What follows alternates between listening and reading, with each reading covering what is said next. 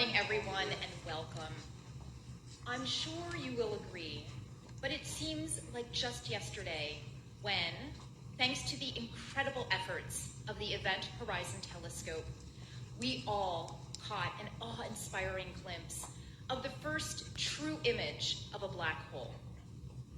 And since that moment, this historic discovery has continued to inspire scientists to ask more questions and to look for even more answers throughout our universe.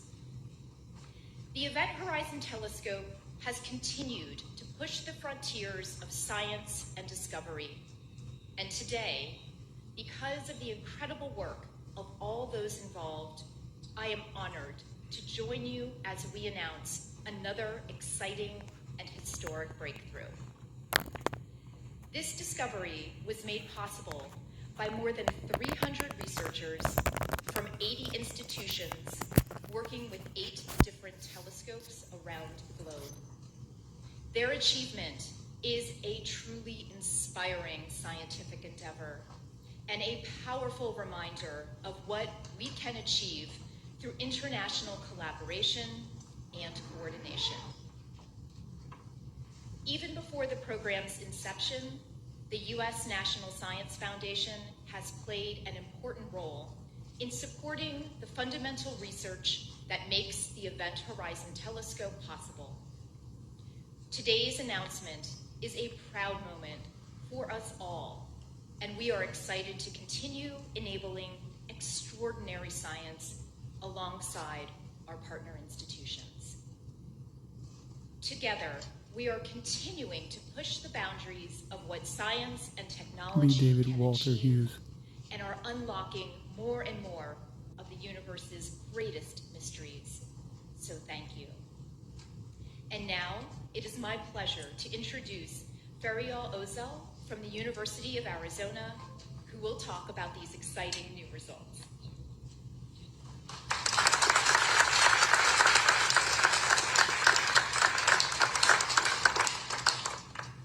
Good morning, everyone, and thank you for being here while we share with you our exciting new results about our galaxy, the Milky Way. Our home in this universe, what fills our night sky on a dark summer night.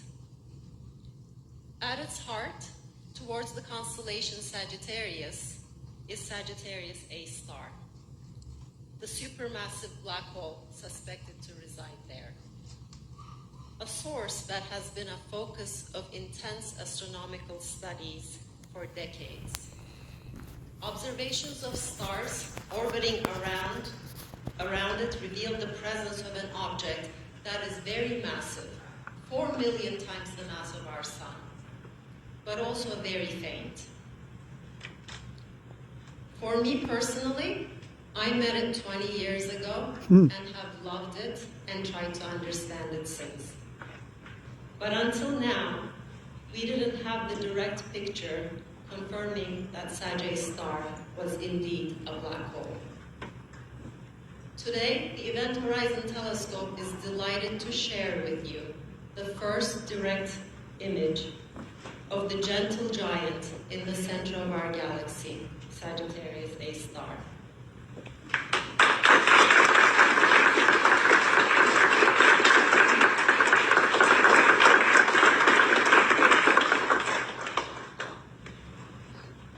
This image shows a bright ring surrounding the darkness, the telltale sign of the shadow of the black hole. Light escaping from the hot gas swirling around the black hole appears to us as the bright ring.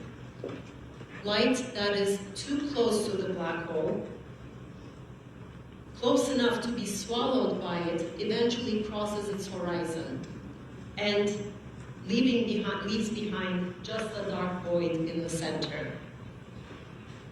Getting to this image wasn't an easy journey. It was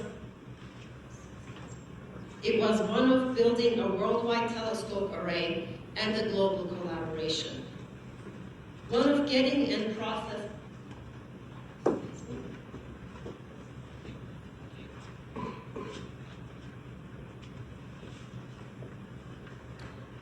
getting and processing petabytes of data collected from those telescopes. Of imaging algorithms more complex than many that have ever been developed. What made it extra challenging was the dynamic environment of Sagittarius star, a source that burbled and gurgled as we looked at it. And the challenges of looking not only... Something is advancing the slides. Can you please go back to the earlier slides?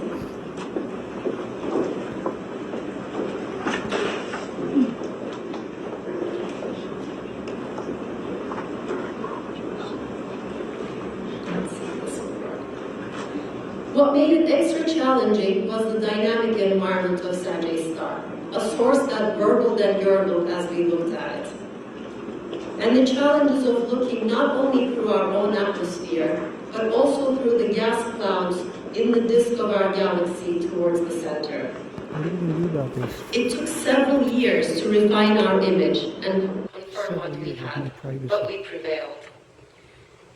The HD collaboration has indeed been hard at work, imaging black holes with exquisite resolution using new techniques.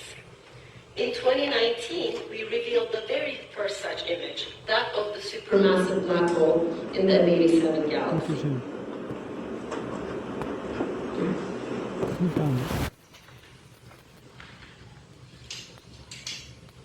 That black hole is 1,500 times more massive, making its horizon 1,500 times larger.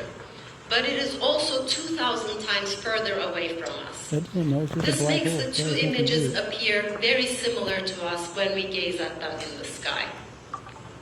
But the two black holes couldn't have been different from each other in practically every other way. The one in M87 is accumulating matter at a significantly faster rate than Sagittarius star. But perhaps more importantly, the one in M87 launches a powerful jet that extends as far as the edge of that galaxy. Our black hole does not.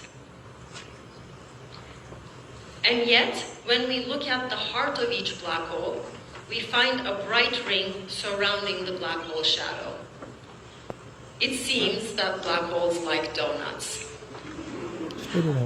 I wish I could tell you that second time is as good as the first when imaging black holes, but that wouldn't be true. It is actually better. Now we know that it wasn't a coincidence. It wasn't some aspect of the environment that happened to look like the ring that we expected to see. Yeah, so everything. We now know that in both cases, what we see is the heart of the black hole, the point of no return. These two images look similar because they are the consequence of fundamental forces of gravity. Space-time, the fabric of the universe, warps around black holes in exactly the same way, regardless of their mass or what surrounds them. This is what we had hoped to find, given the predictions of Einstein's theory of general relativity. And it is exactly because of this fact that we are able to use these new observations, the image of Sagittarius star, to perform one of the strongest tests of general relativity to date. What was remarkably helpful to us when performing this test was the amount of information we already had about Sagittarius star before our observations. The astronomy community has monitored for decades the motion of stars around the dark center of the galaxy. By tracing these orbits, we have come to know the mass of the black hole with extreme precision. That allowed us to make a prediction for how big the image and the black hole shadow should be, if Einstein's theory is right, with no wiggle room and no parameters to adjust. The only way to change the size of the shadow is if we change the theory. And what we found was that our image was in very close agreement with theoretical predictions. These observations leave us very little freedom to change Einstein's theory of gravity. Now we have two laboratories in the sky, M87 and Sagittarius Star for exquisite tests of extreme environments. We learned so far that we understand gravity pretty well. But as you will hear later, as sophisticated as our simulations are, we discovered that we still have a ways to go with modeling their turbulent environments. Now I'd like to introduce Vincent Fish from MIT Haystack Observatory, who is going to tell us how this was accomplished.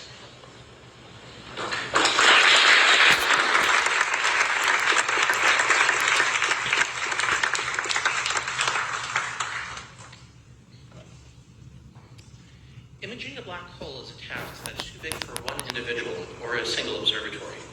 As we found out the first time around, it's a lot of work.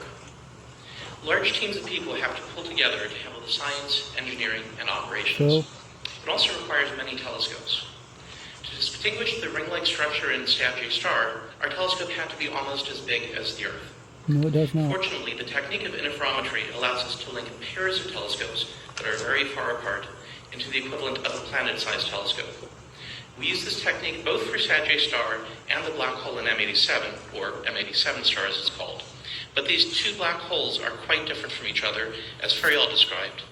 And for reasons Katie and Michael will explain, imaging Sagittarius Star turns out to be a lot harder. Don't play no stupid games.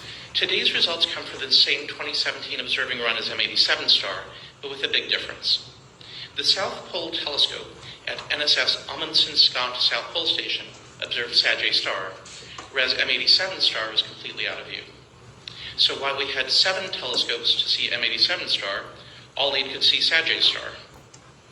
The South Pole Telescope is perfectly suited to observe Sagittarius Star, both because it can see it continuously and because it significantly increases the resolution of the array.